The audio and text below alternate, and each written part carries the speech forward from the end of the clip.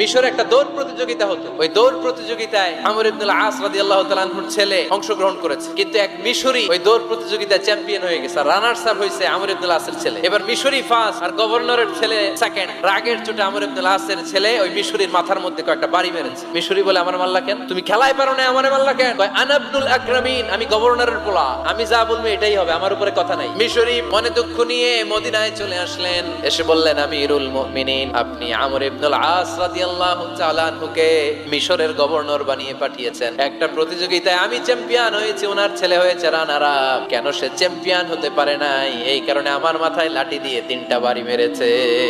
ওমর ফারুক বললেন, তাই আগামী বছরের অমুক তারিখ আমি সব গভর্নরদেরকে ডেকে হিসাব নিতে, ওই দিন তুই থাকবি। ওই দিন 7 রাজ্য থেকে 7 গভর্নর হাজির, গভর্নরদের ছেলেরাও হাজির। মিজে একটা লাঠি এনে মিশরের হাতে দিয়ে বলল, এবার তোর মাথায় যতটা মারছে তুই ততটা গুনে গুনে মার, আমি দেখবো। সে বলতেছে, থাক, আপনি